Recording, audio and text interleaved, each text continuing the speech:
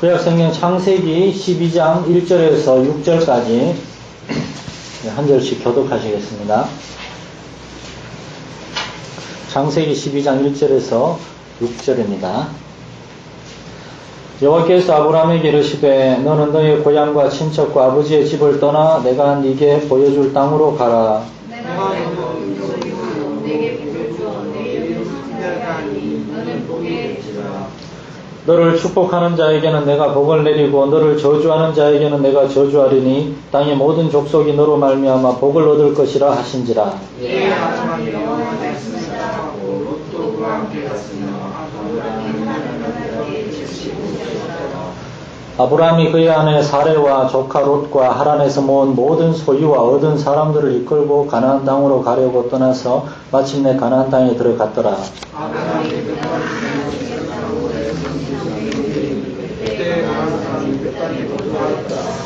아멘. 주일 예배 오신 여러분을 예수님의 이름으로 환영합니다.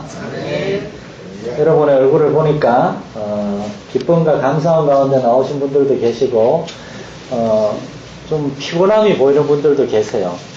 어쨌거나 주님의 전에 나오는 것 자체가 쉬운 일이 아닙니다. 요즘처럼 분주하고 바쁠 때 물론 옛날보다 노는 날은 많아졌죠. 토요일날 쉬는 일도 많고 쉬는 직장도 많고 그럼에도 불구하고 왜 이렇게 주의를 지키기가 어려운지. 그렇지만 제가 꼭 목사기 때문이 아니라 저도 여러분과 같이 살아계신 하나님을 섬기는 한 사람의 성도로서 백성으로서 정말 권면하고 싶은 거는 오늘날처럼 이렇게 분주하고 바쁠 때 우리는 사도 바울이 세월을 아끼라고 시간을 사라는 뜻이거든요. 시간을 사라는 것은 하나님과의 만나는 시간, 하나님과 교제하는 시간, 하나님을 예배하는 시간, 이거 굉장히 중요하다는 것입니다. 우리가 나중에 하늘나라 갔을 때 정말이지 우리가 텔레비 보느라고 놀러 가느라고 세월을 일하느라고 우리가 일주일에 수십 시간을 들였는데 우리가 하나님 앞에 예배하는 시간 얼마나 가졌냐고, 얼마나 기도했냐고, 얼마나 전도했냐고 하나님 물으시면 참 우리는 지구멍을 찾아야 되지 않겠습니까? 우리 하나님 앞에 정말 주님의 날 예배하는 시간은 우리에게 정말 최소한의 시간입니다. 이거보다 더 많이 주님과 함께하는 시간을 가져야 되지만 이것만을 꼭 지킬 수 있는 저와 여러분 되시기를 정말 축원합니다. 제 말은 여러분도 노력해야 되지만 하나님께서 여러분의 마음이나 여러분의 그 삶의 환경들을 정말 축복하셔서 예배 드릴 수 있는 마음과 그런 시간을 주시도록 하나님께서 복을 주십사는 그런 마음도 있는 것입니다, 여러분. 예, 이렇게 귀한 시간에 나오신 우리 함께 성도들과 함께 이 시간 하나님의 말씀을 살펴보기 원하는데 지난주부터 우리는 새해를 맞이해서 성경에 수많은 하나님의 그 종들이 있지만 그 중에서 특별히 12명의 사람들, 그 중에서도 저는 의도적으로 특별히 개척자적인 신앙생활을 했던 사람들 12명을 지금 뽑아서 함께 공부하고 있습니다. 지난주에 우리 노아를 살펴보았습니다. 그는 창세기 6장에 그 당시 세상 모든 사람들의 그 생각하는 것과 그 마음과 그 행위가 하나님 앞에 죄악으로 가득 차 있을 때 어쩜 그렇게 성적으로 도덕적으로 문란하고 악했는지 그럴 때 노아는 하나님을 믿었고 하나님 앞에 정직하고 정말 거룩하게 살려고 애썼던 그러한 하나님께 인정받은 의인이었다는 사실을 살펴보았습니다. 하나님은 노아를 선택하셨고 그를 그 큰 전 세계적인 홍수 가운데 구원해 주셨습니다. 노아로 인하여 그의 가족들이 다 구원을 받았습니다. 이 원리가 오늘 아브라함의 삶에도 나타나고 있습니다. 오늘 우리가 함께 공부할 아브라함 역시 개척자적인 사람입니다. 노아의 홍수 이후에 사람들은 여전히 하나님을 거역하고 그런 삶을 살았어요. 여러분이 창세기 읽어보시면 창세기 11장에 바벨탑을 쌓았습니다. 어제 아내하고 제가 그런 얘기를 했는데 여러분 바벨탑을 쌓을 때 노아 할아버지가 아직 살아있었습니다. 노아의 홍수 이후에 150년이 지났을 때쯤 바벨탑을 쌓았는데 노아는 350년을 더 살았거든요. 그러니까 노아 할아버지는 사람들이 바벨탑을 쌓는 것을 알았을 때 얼마나 괴로웠겠습니까? 그 옛날 하나님을 거역하고 죄악 가운데 살다가 하나님께서 홍수로 땅을 멸하셨는데 사람들이 더 이상 우리가 하나님 외에 진멸당하지 않도록 성과 대를 쌓자 그러면서 이렇게 바벨탑을 쌓으면서 하나님을 거역하고 하나님을 대적하려고 할 때 노아는 얼마나 마음이 괴로웠을까요? 이것이 인간들의 죄성입니다. 오늘날 우리 역시 하나님 우리의 기도 응답하시고 우리의 삶을 지켜주시고 복을 주시고 그때 막 굉장히 감사하고 그러면서도 그러다 어려운 일을 만나면은 좋았던 거 다 잊어버립니다. 정말 우리는 단순합니다. 우리 눈앞에 있는 것들만 생각하고 그것 때문에 마음이 약해지고 막 불만이 생기고 두려워하고 초조해하고 하나님을 원망하고 여러분만이 아니야. 여러분한테 얘기를 하고 있는 저 자신도 그렇습니다. 전 옛날에 그런 얘기 들었죠. 저는 굉장히 가난하게 자랐고 참 진짜 충북 영동군 매곡면 봉수리 그 시골에서 진짜 제가 어릴 때 살던 데가 산 중턱에 해발 700m, 800m 무악산 꼭대기 같은 데 살았어요. 그거가 천덕산 밑에인데 천덕산이 1100m가 넘는 산이거든요. 어릴 때 그 아버지 따라서 그만 얼음 캐러 더덕 캐러 다니고 있었는데 그 촌에서 살다가 자만 우여곡절 끝에 서울까지 올라와서 제가 서울에서 서울 아가씨를 만나 결혼도 하고 아들 딸 낳고 정말 하나님의 저희 목회할 수 있는 목회지를 주셨고 저는 이제 더 이상의 소원이 없다라고 생각했어요. 이제 하나님이 나에게 모든 복을 다 주셨다 생각했는데 그러다가 뭐 좀 성이 안 차는 일이 생기면 또 불만이 생겨요. 여전히 아직 하나님 앞에 이렇게 답답한 게 그런 게 있어요. 이게 우리의 마음입니다. 이거 바로 인간의 연약한 마음인 것입니다. 그래서 우리는 하나님을 감사하기보다 하나님 앞에 항상 찡그린 얼굴로 뭔가 이렇게 불만 가득한 얼굴로 살아갈 때가 더 많지 않습니까? 이러한 노아 이후에 바벨탑을 쌓았던 사람들, 그 바벨탑 이후에 또 한참의 시간이 지나서 이제 바벨탑 때 하나님께서 오셔가지고 사람들을 전 세계로 다 흩으셨어요. 그런데 그 중에 꿋꿋이 그 바벨탑 근처에 버티고 살아남았던 사람들이 있습니다. 그 사람들을 갈대아 사람이라고 합니다. 갈대아. 그러니까 갈대아 지역이라 그러거든요. 거기가 이제 메소포타미아 문명, 갈대아 문명, 그 갈대아 지역인데 그 갈대아 땅은 다른 말로 하면은 이제 바벨론 지역이라고도 하고 오늘날 이라크 아주 전 세계적으로 그냥 뭐 수많은 그 테러와 아직도 수많은 무서운 일들이 일어나고 있는 것이 이라크 땅 아닙니까? 그 이라크 땅이 과거에 바벨론 땅이었고 바벨론 제국이 생겨나기 훨씬 이전에 거기가 바로 갈대아 지역이고 그 땅에 바벨탑을 사람들이 쌓았어요. 그 바벨탑을 쌓은 사람들 옆에 뒷담한 폐허가 된 바벨탑이 저기 보일 겁니다. 바벨탑을 볼 때마다 이것이 하나님께 대적했던 사람들, 하나님이 찾아오셔서 언어를 혼잡케 하셨다는 정말 하나님이 살아계시고 우리의 죄악을 그냥 두고 보지 않으시고 우리에게 찾아오시는 그러한 하나님이신 우리를 다스리시고 우리의 삶 가운데 역사하시는 하나님이라는 것을 그들은 봤어요. 그럼에도 불구하고 그 갈대아 땅의 사람들은 우상을 섬기는 사람들이었습니다. 하나님을 섬기지 않고 그 갈대아 지역을 이제 메소포타미아 문명이라고 그러는데 지금도 그 메소포타미아 문명 그 지역에 가면은 바벨탑을 이제 그 쌓은 사람들의 그 바벨탑하고 비슷한 탑들이 그 근처에 그렇게 많습니다. 그 탑들을 뭐라 그러는가 하면은 이런 데 사진이라도 준비했으면 좋은데 생각을 못했네. 이렇게 원형으로 이렇게 둥글게 쌓아올린 그 원형 탑이 있는데 그거를 뭐라 그러는가 하면 지구라트라 그러는데 지구라트. 이거는 이슬람교가 생기기 이전에 그 땅에 과거에서부터 우상을 섬기던 사람들이 쌓던 탑인데 그 탑 꼭대기에 가면은 제단이 있어요. 거기에서 짐승을 제물로 바치기도 하고 사람을 제물로 바치기도 하고 그 우상을 섬기던 사람들 그 우상 제단이 지구라트인데 굉장히 많습니다. 그걸 나중에 이슬람교에서 가져와가지고 이슬람교 사원 안에 지구라트를 만들기도 하고 그러는데 그 갈대아 땅에 우상을 섬기던 사람들 하나님을 찾는 사람들이 없었습니다. 그런데 바로 그 가운데 하나님께서는 또 우리의 삶 가운데 찾아오셨습니다. 만약 하나님이 그때 찾아오지 않으셨으면 여러분 오늘날 이 세상은 하나님 없이 살아가는 정말이지 지옥과 같은 그러한 삶이었을 것입니다. 복음도 없고 기독교도 없고 교회도 없고 하나님 섬기는 사람도 없고 하나님 있는 신앙도 없고 세상이 어떻게 되었겠습니까?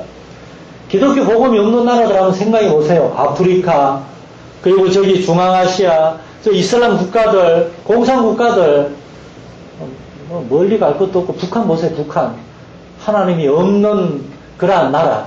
하나님 신앙, 어떤 사람들은 지금 북한의 지하교회들을 김정은이가 그냥 찾아내서 그냥 모두 다 몰살하고 있다고, 빨리 통일되지 않으면 북한 지하교회 어떻게 될지 모른다고, 다 죽었는지도 모른다고 그렇게 걱정하는 사람도 있는데, 하나님 그런 하나님 아니십니다, 여러분. 하나님 어떻게든 지켜보호하고 계실 겁니다. 근데 자꾸 그런 나라들, 정말 사람 목숨이 파리 목숨 같고, 이것이 하나님을 믿지 않는 그러한 사고방식을 가진 사람들의 삶의 모습들입니다. 그런데 창세기 12장에 우리가 잘 아는 이 아브라함이라고 하는 사람이 바로 그러한 시대에 살고 있었습니다. 그런데 이렇게 한번 질문해 봤으면 좋겠어요. 어떻게 노아와 아브라함은 그 당시에 교회도 없고 하나님 신앙도 거의 사라지고 없고 목회자도 없고 선지자도 없고 그런 환경 가운데서 하나님을 알 수 있었을까요? 그들은 하나님의 말씀을 듣고 순종할 수 있었을까? 그것은 한 가지 대답뿐입니다. 하나님께서 노아에게 찾아오셨고 하나님께서 아브라함에게 찾아오신 것입니다. 그래서 그들에게 하나님의 음성을 들려주시고 그들을 부르신 것입니다. 아브라함이 하나님 음성을 들었을 때 12장 1절에 보면 여호와께서 아브라함에게 이르시되 라고 합니다. 아브라함이 하나님 음성을 들었을 때 아브라함은 처음에 이게 누군가 싶었을 것입니다. 왜냐하면은 아브라함의 아버지 데라는 여호수아서에 하면은 아브라함의 아버지 데라는 우상을 섬기던 사람이었습니다. 우상을 섬기던 사람. 그런데 아버지가 이렇게 우상을 섬기는 사람이니까 아들 아브라함도 덩달아 우상을 섬기는 사람이었겠죠. 어떤 학자들에 하면 아브라함의 아버지 데라는 우상 조각을 만드는 조각가였다고도 합니다. 그러니까 아주 골수 우상 숭배자죠. 그러나 이들은 옛날부터 전해 내려오는 구전 입으로 전해 내려오는 이야기가 있었는데 바로 그 이야기 속에는 하나님이 천지를 6일 만에 창조하시고 아담과 하와를 창조하시고 에덴 동산을 만드시고 사람을 복 주셨는데 사람들이 하나님의 말씀을 어기고 뱀의 말을 순종해서 선악과를 따먹고 에덴문에 쫓겨나고 그러한 이야기들이 노아의 홍수 이야기도 계속 전해져 오고 있었어요. 아브라함은 하나님께서 아브라함을 부르셨을 때 이 하나님이 바로 천지를 창조하시고 아담과 하와를 창조하시고 우리의 삶을 지켜보고 계시는 그 하나님이구나 하는 것을 아브라함은 알았다는 사실입니다. 노아와 아브라함은 하나님의 부르심을 들었을 때 바로 이 하나님이 바로 우리의 과거에 그 전해 내려오던 그 하나 옛날 이야기인 줄 알았는데 바로 그 이야기 속에 나오는 하나님이 진짜 살아계시는 하나님이구나. 그들은 그 사실을 깨닫고 하나님의 부르심에 응답을 했다는 사실입니다. 여러분 오늘날 많은 사람들이 기독교 이 성경의 이야기, 예수님의 이야기, 노아의 홍수와 노아의 방주와 아브라함의 이야기 이런 예수님에 관한 이야기들을 믿지 않습니다. 무슨 당군신화 정도의 옛 이야기들로 생각하고 있습니다.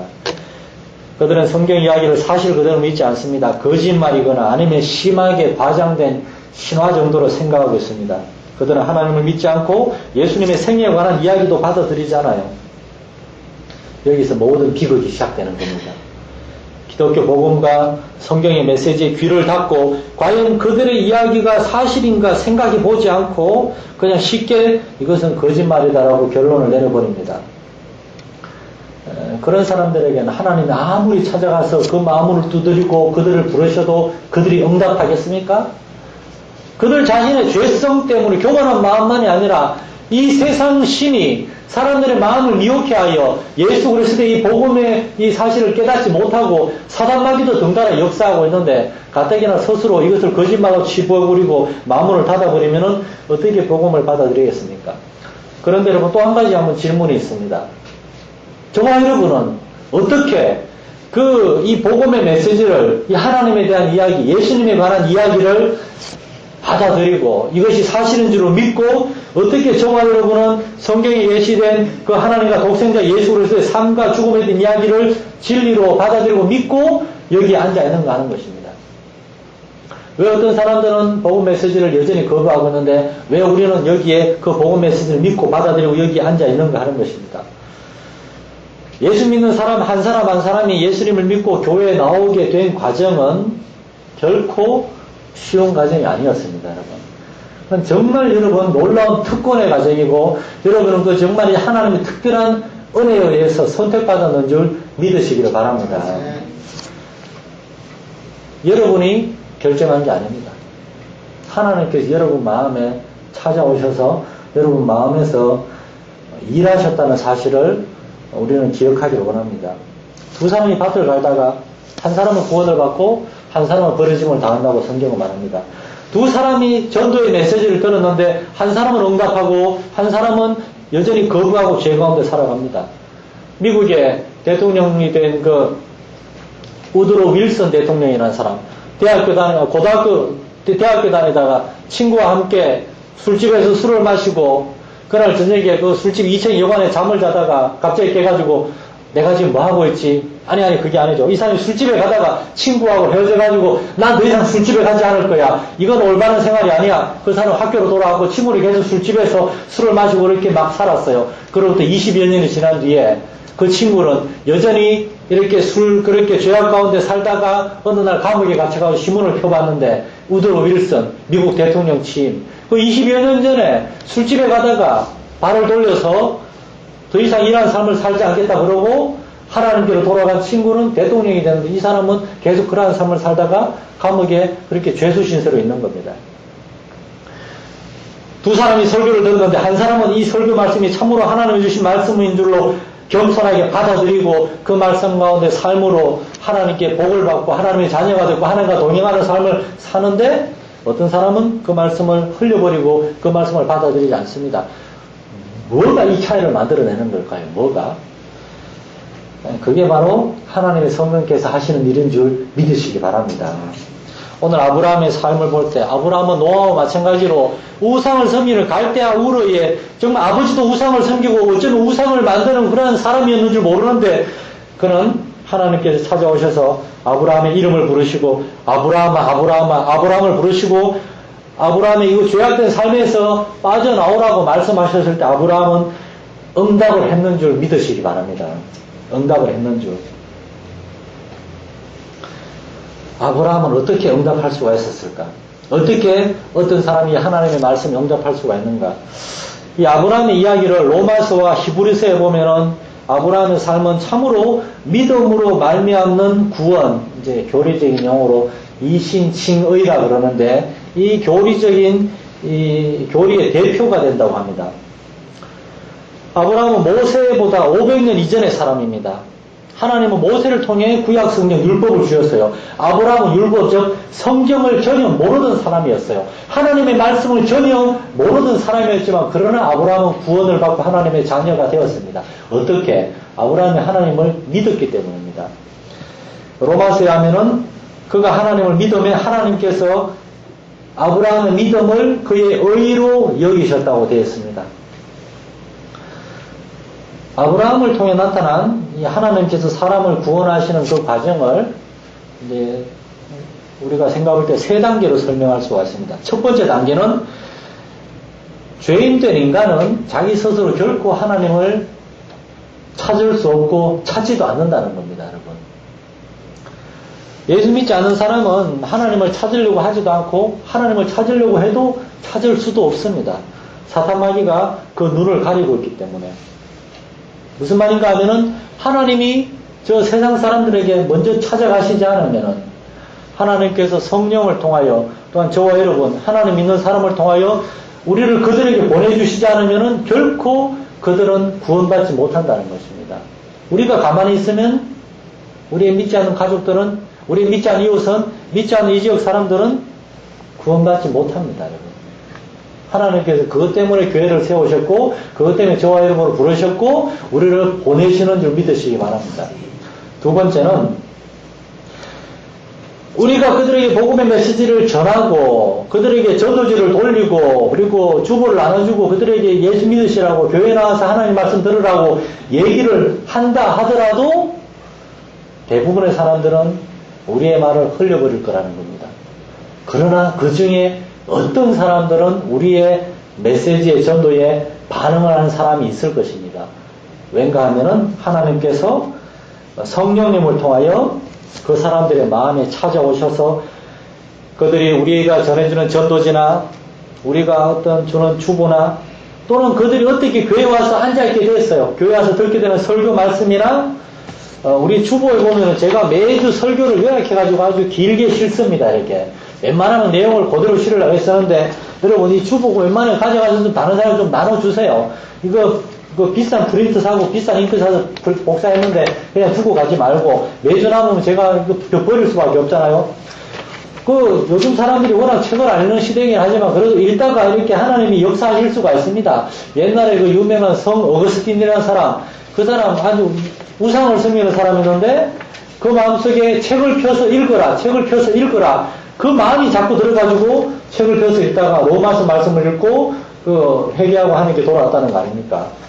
읽어야 됩니다. 믿음은 들어야돼서 나와요. 들으면 그리스도의 말씀에서 나는 줄 성경은 말하고 있습니다. 이 나눠줘야 돼요. 들어야 돼요. 이 설교를 듣거나 전도 메시지를 읽거나 하다가 하나님께서 그들의 그 강팍하고 딱딱한 마음을 만지셔서 그들의 마음이 이 메시지에 꽂히는 때가 있어요. 저는 굉장히 의심이 많은 학생이었습니다. 저 고등학교 1학년 때까지 아버지 어머니가 교회 다니시기 때문에 어릴 때부터 교회 끌려다니긴 했지만 참 굉장히 교만한 아이였어요. 옛날에 그런 얘기 했죠. 길 가다가 사람하고 눈이라도 마주치면 눈싸움에서 안 지려고 끝까지 이렇게 째려봤다고 이렇게. 싸움에도 막 자신이 있었어요. 지금이야 제가 이렇게 눈이 좀 지금도 눈이 좀 날카로운 편이에요. 저희 어머니는 저보고 안경을 절대 벗지 말라 그러는데 제가 눈이 좀 올라갔잖아요.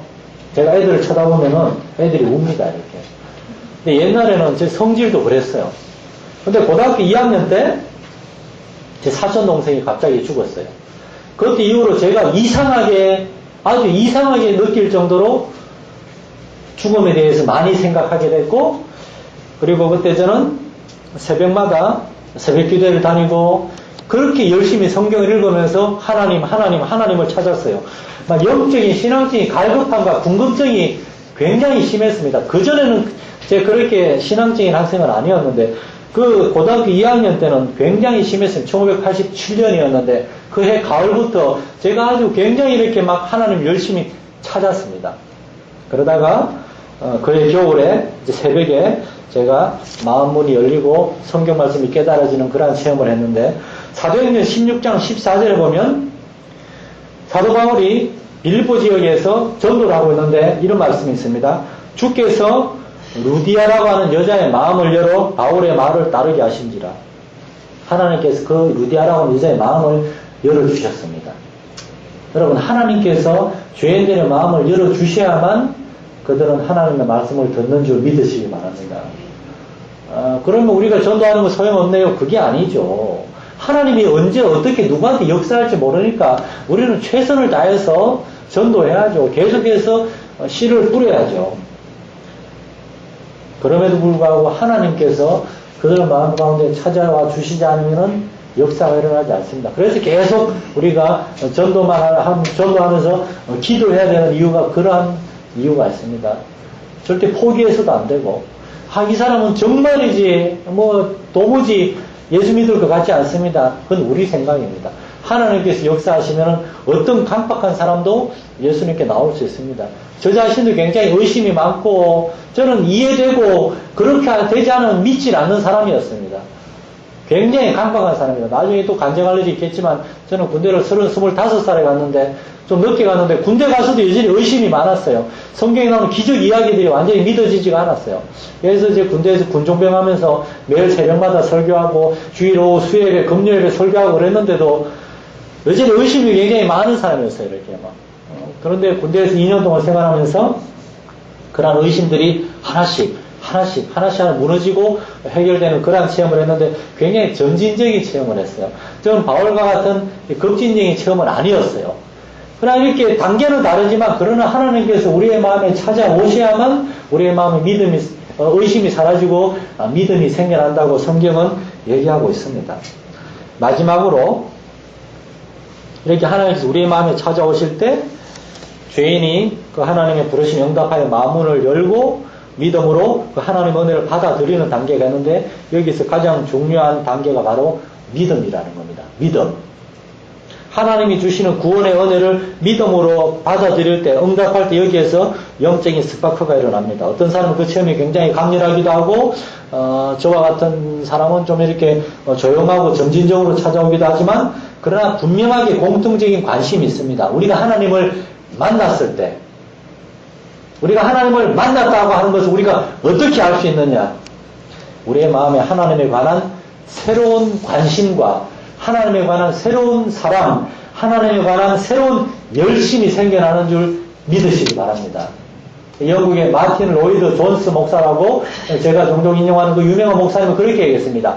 예수님을 만나고 마음이 변화되는 회심, 그걸 거듭남, 회심의 체험을 한 사람의 가장 큰 특징은 새로운 관심이라 그랬습니다. 새로운 관심. 그 이전에는 돈 버는 거, 좋은 직장, 더 공부 많이 하는 거, 좋은 여자, 좋은 남자, 그런 데 관심이 많았는데 예수님을 만나고 난 다음에 제일 우선적인 관심이 하나님을 알고 싶은 겁니다.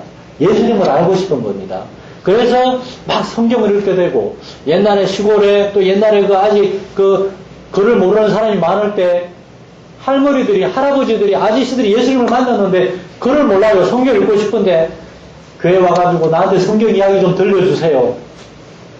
그러한 역사가 있었다는 거 아닙니까? 마치 한 남자가 어떤 직장에서 같이 일하는 직장 동료 아가씨하고 일하고 있어 어느 날 그 아가씨한테 휠이 꽂혔어요. 사랑에 빠진 겁니다. 그때부터 어떻게 됩니까? 출퇴근할 때 하루 종일 자기 앞에 있는 책상 컴퓨터를 보고 있는데 그 머릿속에는 그 아가씨가 뭐하고 있는지 계속 관심이 떠나지 않아요. 그 아가씨가 옛날에 지나갈 때 몰랐는데 지금은 지나가고 내 뒤를 지나간다. 그 향수까지 맡아지고 한수 형제도 나중에 경험하게 될 거예요. 우리 권사님, 집사님, 장로님 워낙에 수십 년 전이라서 기억이 안 나려면 모르겠지만 그런 때가 있습니다. 결혼하고 좀 지나면 좀 이제 그게 좀 사라지기도 하는데 그걸 계속 회복하려고 애를 써야 되는 게 결혼 생활이고, 이러한 분명히 그 이전과 다른 구체적이고도 매우 실제적인 관심과 어떤 새로운 사랑, 이것이 바로 하나님을 만난 사람의 특징입니다. 이러한 마음의 변화를 경험하고 회심을 경험한 사람은 하나님을 사랑하게 됩니다. 예수님을 사랑하게 돼요. 그래서 하나님을 더 알고 싶어서, 예수님을 더 알고 싶어서 성경을 읽게 되고 교회를 찾아가서 설교를 듣게 되고 하나님을 예배하고 싶고 설교에 열심히 듣고, 그리고 삶 가운데서도 하나님의 말씀을 기억하며 하나님이 나를 보시면 어떻게 생각하실까? 하나님과 동행하기 위하여 하나님이 기뻐하시는 삶을 살아야 되는데 하나님에게 쉽게 말해서 잘 보이기 위해서 애쓰는 삶을 살게 됩니다. 이것이 바로 하나님께서 죄인을 찾아오셔서 그 마음 가운데 역사하셔서 그가 마침내 하나님을 만나게 되는 과정입니다. 아브라함의 생애는 모세율법, 이 구약 성경이 주어지기 수백 년 전에, 예수님이 오시기 2000년 전에, 그러나 그 당시에도 하나님께서는 이 세상 가운데 찾아오셔서 정말 하나님의 자녀를 부르시고 그의 마음 가운데 역사하시고 응답하게 하시고 하는 일을 행하셨다는 증거가 됩니다. 보세요. 아브라함이 그 갈대아우르의 수많은 우상을 섬기는 사람들, 여러분, 하나님이 아브라함만 부르셨을까요? 저는 아브라함 말고 수많은 사람에게 나타나서 부르셨다고 믿습니다. 그런데 아브라함만 응답을 했습니다. 아브라함만 응답해서 그 가족과 고향과 친척과 아버지의 집을 떠나서 그 가나안 땅이라고 하는 그 당시에 완전히 갈 바를 알지 못하는 새로운 땅으로 아브라함은 갔으며 거기에서 하나님께 순종해 살았기 때문에 새로운 민족의 조상이 된 것입니다. 여러분, 예수를 믿는다고 하는 것은 이러한 것입니다. 하나님에 대한 새로운 관심, 그리고 하나님의 부르심이 응답하기 위하여 정말 자신의 그 이전까지 자기가 제일 중요하게 생각하던 것들을 내려놓고 그걸 다 버리라는 건 아닙니다. 아브라함도 그 하란을 떠날 때에 그의 모든 가족과 소유들 다 가지고 떠났어요. 그러나 이제 그것은 자기 자신을 위한 것이 아니라 하나님을 위한 것으로 이제 바뀐 거죠. 이제 하나님이 여러분이 하나님 앞에 여러분의 마음을 들었을 때 여러분을 다 신학교 보내거나 하지 않습니다.